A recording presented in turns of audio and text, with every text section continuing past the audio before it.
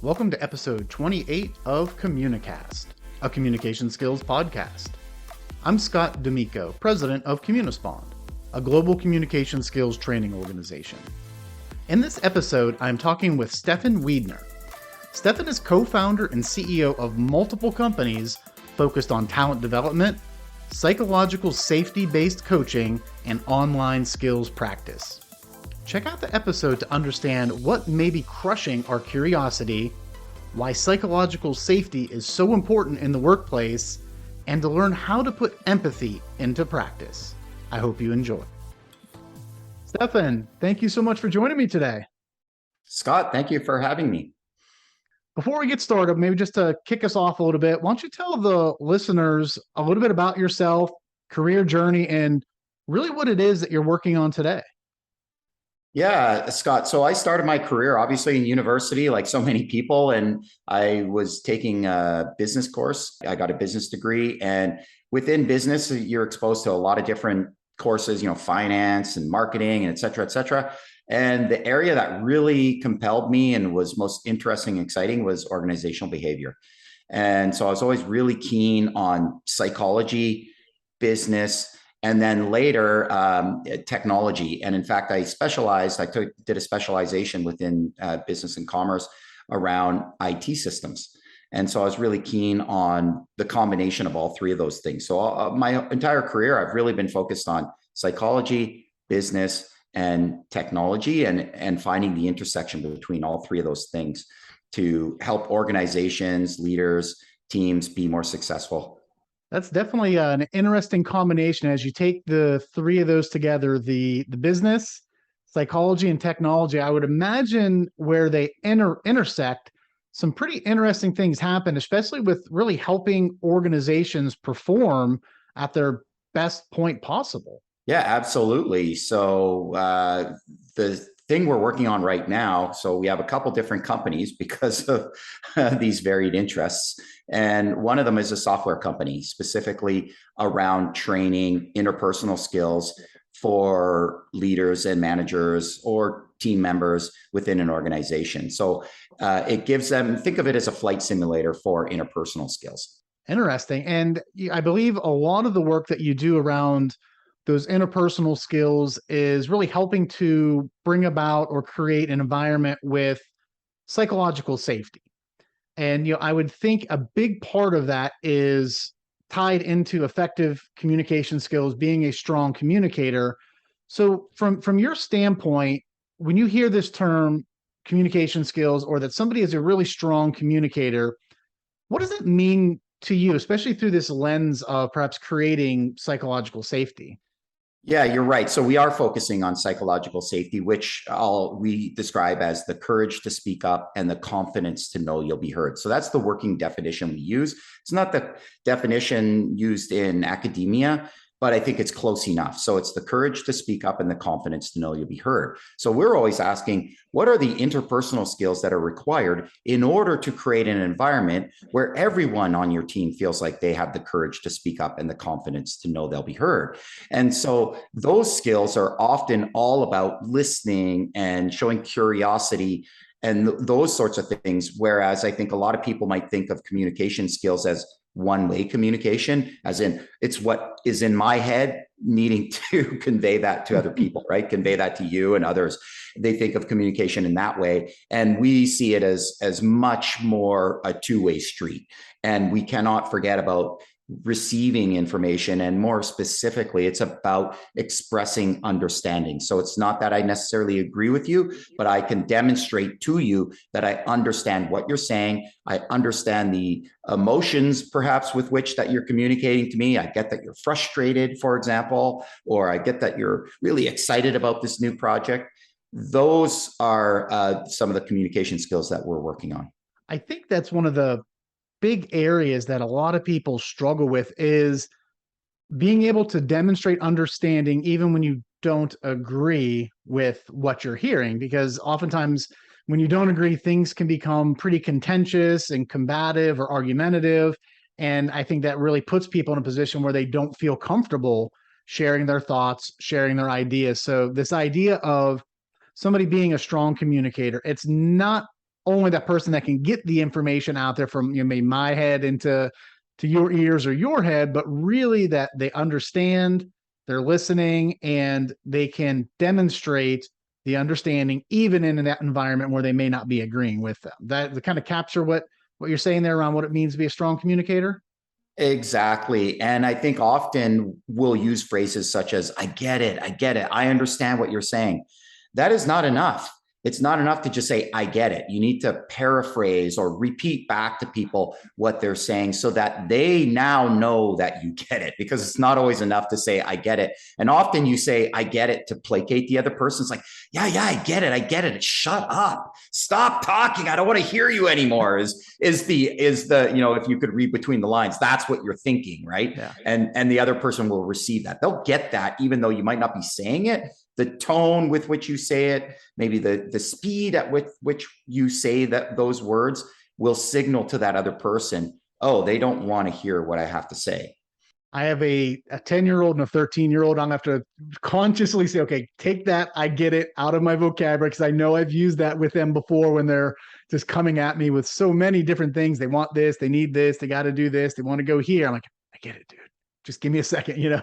Oftentimes it's right as I open my office door and walk out, I'm getting hit with that. So saying I get it, not enough, really making sure that you're, parroting back, paraphrasing, so that that person feels listened to, they feel heard, they feel understood. I think that's a huge part of communication, is being able to practice those skills to not only really listen, but hear what that other person is saying, which kind of ties into the next thing I wanted to talk about is, we've hit on a few things with, listening, curiosity, but what are some of the skills, or maybe dive deeper if you could into those skills a little bit, that really are important in the business place today or in the workplace today? What are the communication skills that people really are trying to develop, or that you're seeing lacking and are really trying to help people with?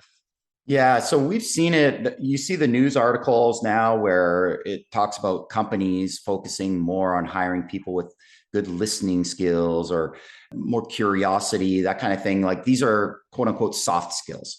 And so what we're trying to do, and we've been asking the same question, what soft skills matter? Which ones produce better results for organizations, for teams, for leaders? And we've looked at the academic research in the field of counseling. And why counseling? It seems like, what does counseling have to do with business? Well, the parallel is that in counseling, your job as a counselor is to facilitate better outcomes for the individuals that you're working with. Well, as a leader, what's your job? Your job is to facilitate better outcomes with the people in the room, whoever those people are. And so what skills are required?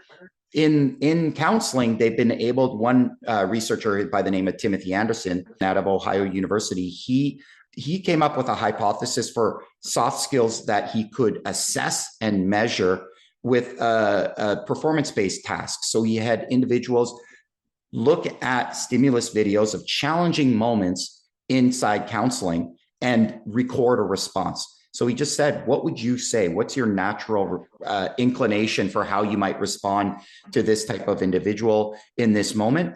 And then he codified the responses according to eight dimensions of communication.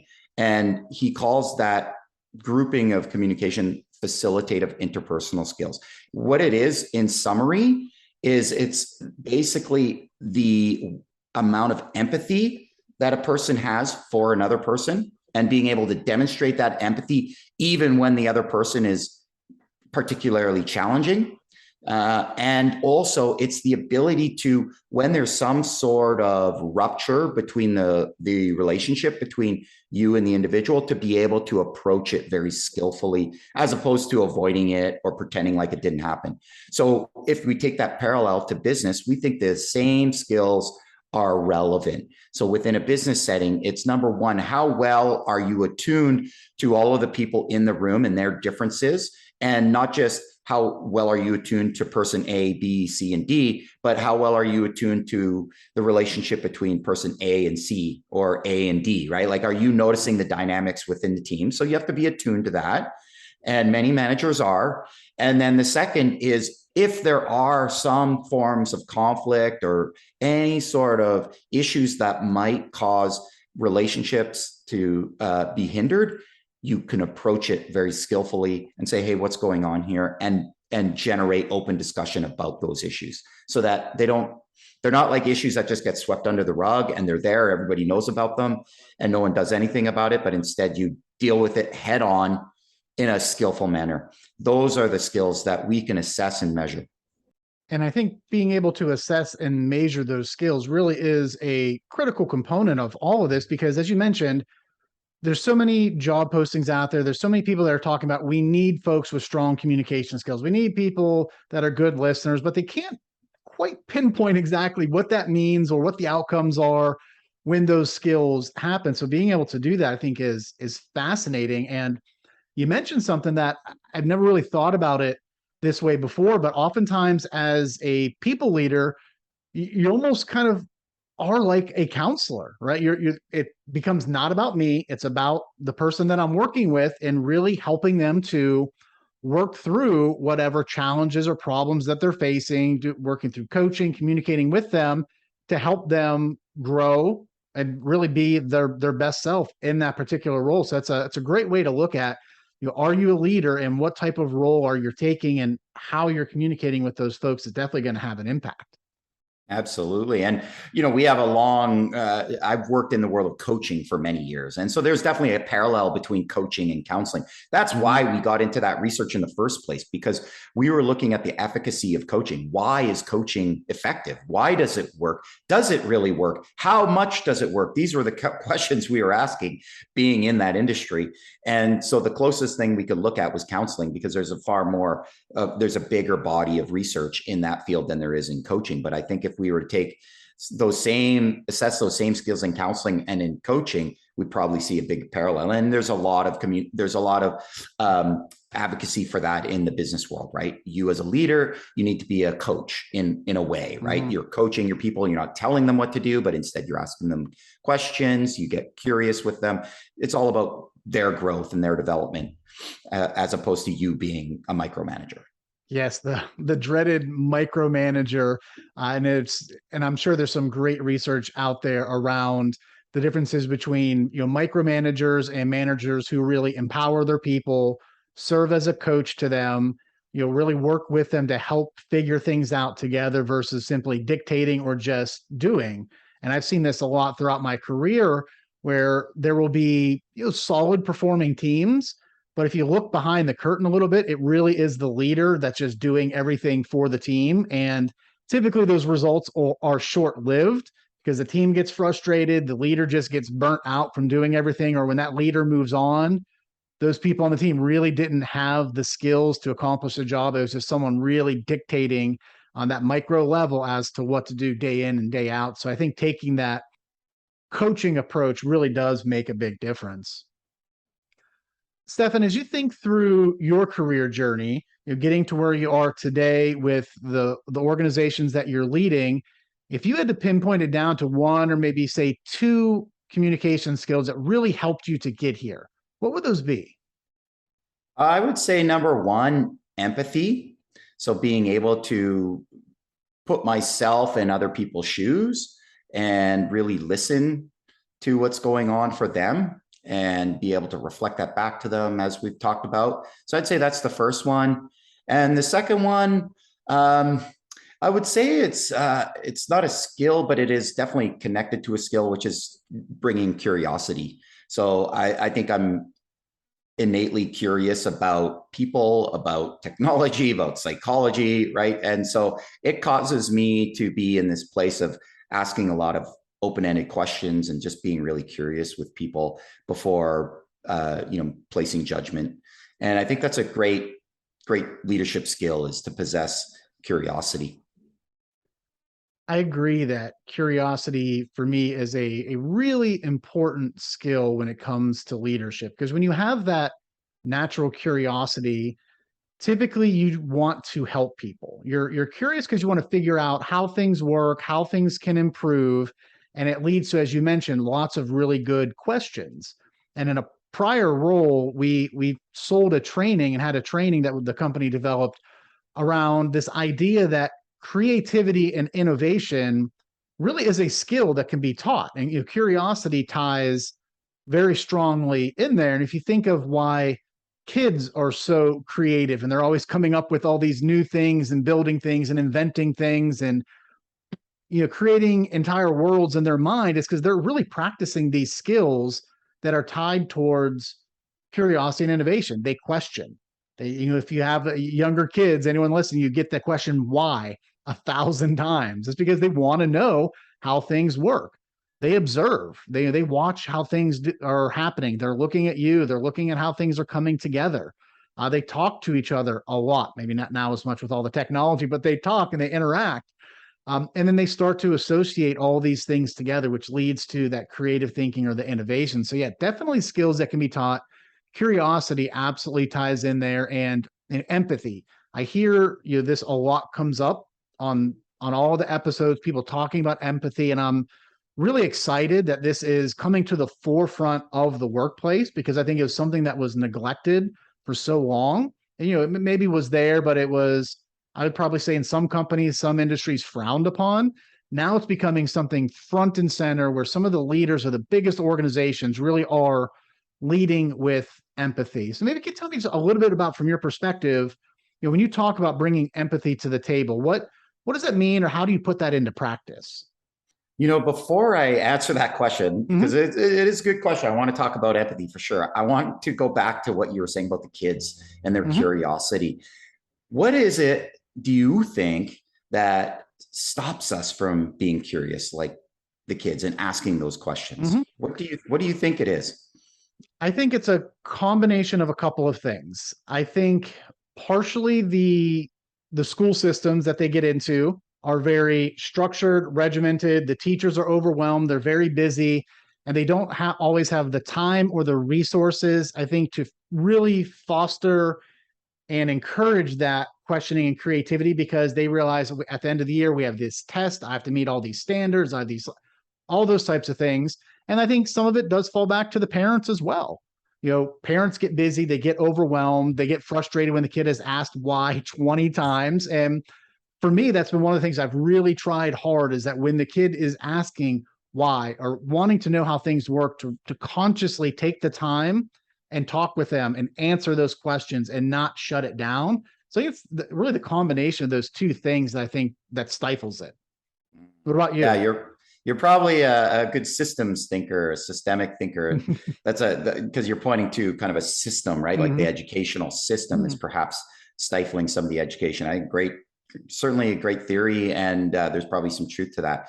What I was thinking was, I think there's less inhibitions for the little kids. Like when they're little, they're not thinking about what's the impact of this question. When you're 40 years old and you're sitting in a boardroom and you say, why'd you do that?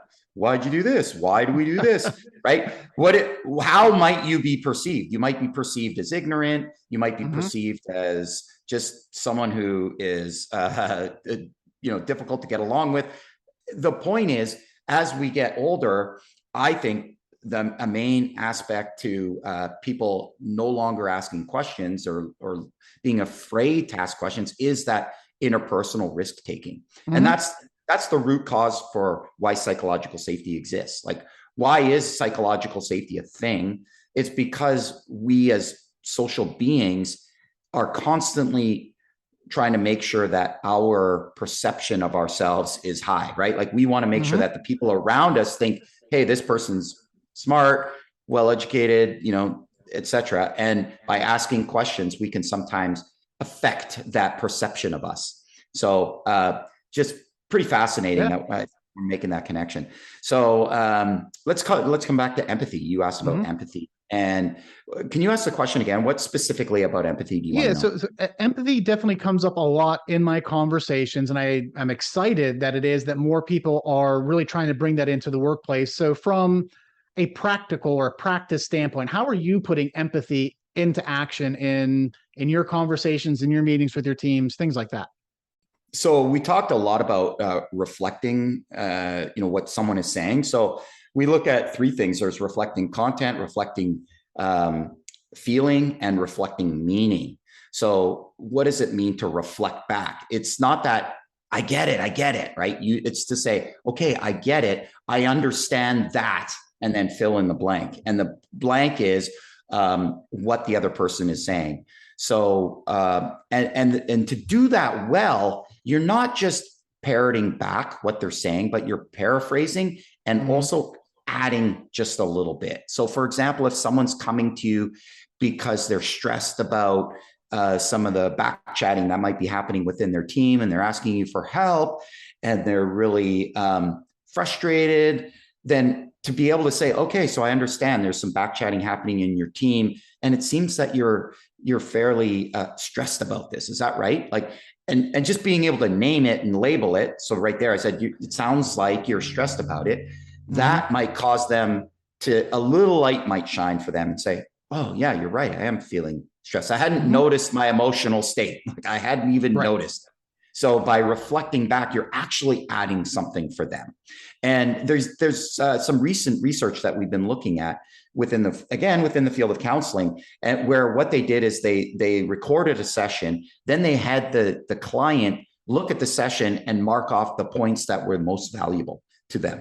And often we think, oh, well, an open-ended question is going to be a real light-changing moment for the other person. Same thing in business. We might think open-ended questions are a great way to express curiosity and get other people to think. What they deem to be the most valuable is the reflection. It was when the client, or the counselor said, oh, I'm noticing that I'm seeing this in you, or I'm noticing that you're struggling with that, and they're reflecting it back to them. So that is a great way of expressing empathy, because you're legitimately saying, here's what I'm seeing you doing and feeling, and I'm saying it, and you can correct me if I'm wrong.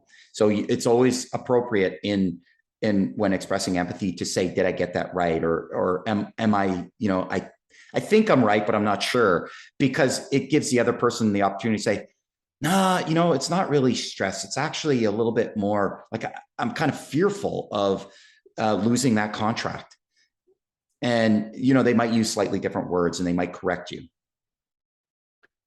I love that. That is a fantastic example. So I understand that ... right? This is what's going on. This is what may be happening. And it's, maybe you're feeling stressed, anxious, whatever. Did I get that right? Or does that sound right? So those two components you have to have them together. I understand that, kind of paraphrasing back what you heard, adding a little bit to it, and then giving them that opportunity to correct you is really what's going to demonstrate the empathy, and then I think create the psychological safety so that they feel that they've been heard, and that they can then speak up, right? And share that, no, that's not right. So that is spot on. Excellent tip for those of you listening out. If you're trying to practice those skills, but really couldn't, pinpoint how to do it, if you have to go back, re-listen to that the last couple of minutes. Excellent tip. Thank you for that, Stephan. Yeah, you're welcome. And there's one tiny little bit more that I'd like to add, Scott, because of course we focus on this sort of stuff, and you reflected back the structure perfectly. The next, to turn it up from like an 8 to a 10, to go from a A- to an A+, is you're mindful of your tone and how empathic your voice sounds. So it's not just the structure of, okay, you're saying this and you're demonstrating understanding, and then you're checking in at the end. Instead, you're doing all of that, and your voice is appropriate. So if they're demonstrating a lot of anxiety or stress, then you want to have some emotional resonance there, right? Like you don't want to have a big smile on your face when someone's telling you terrible news about some client they lost or what have you. And that's what leads to authenticity. When there is the match between your tone, inflection, body language, and the words that you're saying really creates the authenticity. So if you're like, all right, Stephan, I get it. There's a lot of people on your team. There's back channeling, back talking going on, and you're feeling stressed, right? To me, that you're very condescending tone, not a caring tone, versus, like you said, really matching to what you're going to say. That's awesome. I understand that. ... Did I get that right? And then creating the connection between your tone, your inflection with really what's going on. Perfect. I love that. Stephan, as you think throughout your career, who has been someone that has really helped influence your communication style, whether it is someone you know personally or have worked with throughout your career, maybe as you've been doing research, just a researcher in the field, but who's really someone that's influenced your communication style, and what have you taken from them and made your own? Well, I go back to my very first job out of university. I worked for a small construction management company. So I've had a significant shift in my career after it was a co-op position actually that I started. And I had the good fortune, because the organization was so small, I was really thrown into the deep end relatively quickly. We did scheduling, project management for large, complex projects. And to give you an example, one of the projects was a brand new hospital that was being built in Nevada. And we were the first persons hired by the owner of the hospital. So they had a project manager that was responsible for building this thing. And they brought us on, and we ended up hiring the architects, the engineers, and doing all the scheduling, et cetera. And so I had a great opportunity with my boss at the time, his name is Ted, to be in the boardroom with him. Obviously, I could interact with him at work, right, when in the office, et cetera. And he carried himself in such like he was really fun to be around. He was just a fun guy. And then you get into the boardroom, and he was really firm. He had this, he could be really fun and flexible, but then he could be really firm and assertive and clear with his communication. And I learned so much in that short stint that I worked for that organization. So I attribute a lot of my communication skills to the modeling that I saw there, and also the written communication. Gosh, my writing skills as a university student were pretty pitiful, and I accelerated by having to write a lot of letters describing technical things within project management, and it allowed me to really improve my writing skills. And I attribute, and now I think I'm a fairly good writer, and it all stems back to a couple of years of really rigorous feedback and training around writing technical engineering related documents. Fantastic. Yeah, we definitely hear that a lot from clients with folks coming out of school, struggling with the writing skills, and I would say more so transitioning academic writing to corporate writing. Sometimes it's too long, too verbose for what needs to happen in the workplace. We definitely see a lot of that. And as you mentioned, practice and getting feedback and training is a big part of that. But I like what you mentioned about your colleague, Ted, I believe, is really the range of communication styles. Oftentimes with communication, one style fits all isn't great for every single scenario. We just touched on it a little bit. Sometimes you need to change your tone and inflection and body language based on what you're hearing, but also just simply based on the physical environment in which you're in. When you're in a boardroom versus a break room, oftentimes that communication style may need to be tweaked a little bit, still being true to yourself and who you are, but making sure that your style is matching the environment. Stephan, as we wrap up here, what bit of closing advice would you have for somebody, whether they're fresh out of university, maybe they are mid-career looking for a pivot, or perhaps going out, starting their own business? What would you like to leave with them around the importance of these interpersonal communication skills and the impact they can really have on their career? Well, I'm obviously biased, and I think those interpersonal skills, those communication skills, are absolutely critical. And if I could leave anybody with a last point, it would be that I would invite everyone to really embrace a growth mindset around their communication skills and explore that range you talked about, right? We don't have to be pigeonholed into one way. And one of the phrases that we say internally with a number of my colleagues is rigid, bad, flexible, good. So when it comes to communication, be flexible and explore the edges of your communication skills. They can be learned. They can be learned through practice. So when you get into new environments, try different skills that you see other people modeling and just make it a playful experience. You're going to fumble, you're going to fall, scrape your knees every now and again, but that's how you get better. And communication skills can indeed get better, because there are people, for example, that are deathly terrified to get in front of a group to give a talk, for example, and they learn how to do it, and they learn how to do it very effectively by exposing themselves to those opportunities to learn and practice, fumble, pick themselves up, and try it again. Spot on. That is so important to note, that when it comes to developing these critical communication skills, and I agree, they're very critical, so important for everyone to develop, because they'll impact at home, at work, across all aspects of your life. But just like when you're developing any skill, you're riding a bike, you're learning to golf, cooking, you're going to make mistakes. You're going to fall down. You're going to get scraped. You're going to burn your hand on the stove. You're giving a speech. You're going to fumble over a word. You're going to, perhaps pause or maybe say something incorrectly, lose your place. Those things happen. Continue to practice, get feedback, work towards that ultimate goal, and you will see those improvements and you will get better. So, Stephan, thank you so much for joining me today. Really did enjoy the conversation. Hope you have a great rest of your day. Scott, it was a pleasure. I loved being with you, and you asked some great questions. You clearly are an advanced student in this world of communication. Absolutely. I appreciate that. Take care. All right. You too. A special thanks again to my guest, Stephan Wiedner, for sharing his valuable insights around psychological safety and the importance of communication skills. For me, the highlight of this conversation was really drilling down how to put empathy into action as a leader. People often talk about the importance of empathy, but rarely discuss what it looks like in practice. As always, if you haven't done so, please be sure to subscribe to Communicast so that you can be notified of new episodes. Thanks, and have a great day.